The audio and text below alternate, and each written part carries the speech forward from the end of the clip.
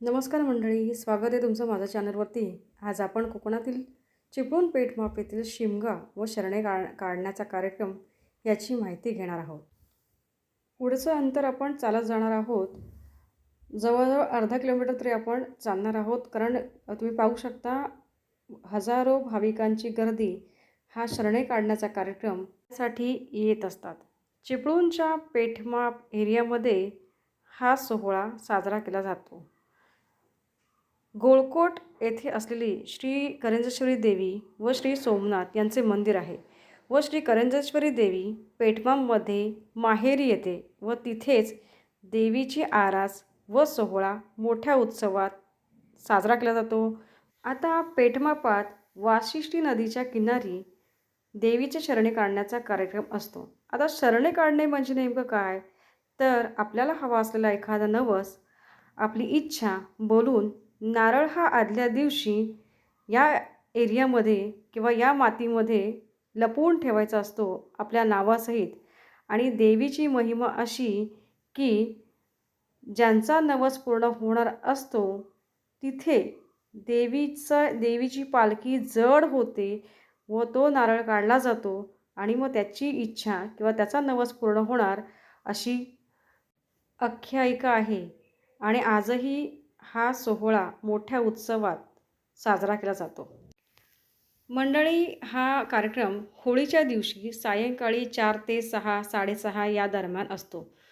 पालखी अजून आलेली नाही आहे। तुम्ही पाहू शकता भक्तांची गर्दी होत आहे।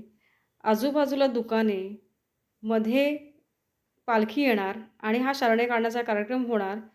आता तुम्ही पाहू शकता ही गर्दी आता कमी आहे, पण थोड्याच वेळात पालखीचं आगमन, हे बघा ही पालखीचे आगमन झालेलं आहे। तुम्ही पाहू शकता पालखीचे सेवक इथे आहेत एक छान पोशाखामध्ये।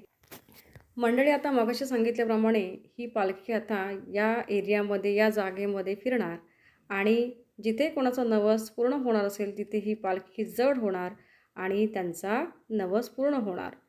पाहू शकता मोठ्या प्रमाणात गर्दी आहे। मगाशी गर्दी कमी होती, पण आता गर्दी पालखीच्या सोबत किंवा आजूबाजूला होत आहे। आणि मुख्य कारण म्हणजे ह्या एवढ्या गर्दीमध्ये कोणालाही इजा होत नाही, हे विशेष।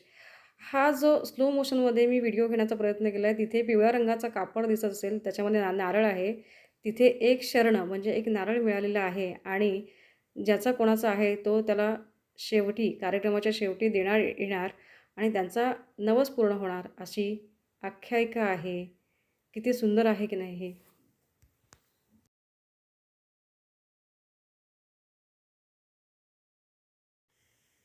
एकूण 44 शरणे काढली गेली अशी माहिती आपल्याला पेपरच्या माध्यमातून मिळालेली आहे।